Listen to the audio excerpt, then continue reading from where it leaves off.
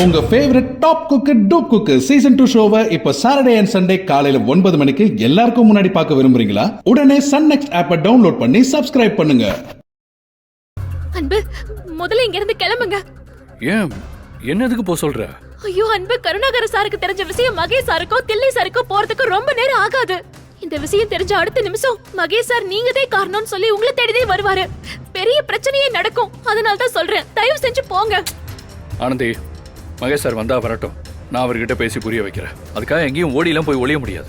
ஆமா, அண்ணா சொல்றதுதான் கரெக்ட். மகேஷ் சாருக்கு தெரிஞ்சாதான் சில பிரச்சனைகளுக்கெல்லாம் ஒரு முடிவு கிடைக்கும். வந்து கேட்டா என்ன நடந்துச்சுன்னு சொல்லிக்கலாம். யாழினி, நீ தப்பு கணக்கு போடுற. துளசி என்ன பாத்துட்டு இருக்கிய? தயவு செஞ்சு அன்புவை கூட்டிட்டு போங்க.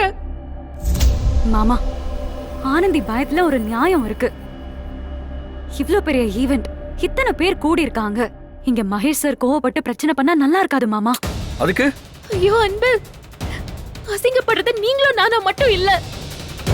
மகேஷ் சார் கோவப்பட்டு ஏதாவது பண்ணா அது தில்லை சாரையும் பாதிக்கும். நம்ம எல்லாருக்கும் வாழ்க்கை கொடுத்த மனுஷனுக்கு இந்த மாதிரி இடத்துல அசிங்கத்தை தேடி கொடுக்க வேணாம். தயவு செஞ்சு போங்க. நான் இங்க இருந்து போயிட்டா எந்த பிரச்சனையும் வராதுன்னு நினைக்கிறேன் ஆனந்தி. இப்ப நான் பாதியில இங்க இருந்து ஓடிட்டேன்னு வை, அப்புறம் உண்மையிலே உன் பிரச்சனைக்கு நான் தான் காரணம்னு மகேஷ் சார் நினைப்பார். அதனாலதான் பாதியில இங்க இருந்து ஓடி போயிட்டேன்னு நினைப்பாரு. ஐயோ அன்பு, நான் அதை பேசி சமாளிச்சுக்கிறேன். அவருக்கு கோவம் வந்தா எதை பத்தியும் யோசிக்க மாட்டாருன்னு தெரியும்ல.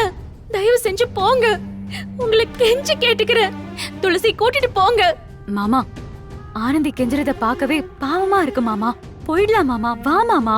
துளசி, ஆனந்தி எனக்கு எதுவும் ஆயிடக்கூடாதுன்னு நினைக்கிறா. அவளை தனியா விட்டுட்டு எப்படி என்ன வர சொல்ற? நாங்க தான் இருக்கோம்ல அன்பு, நீ கிளம்பு அன்பு. வா மாமா, வா. ஏய்,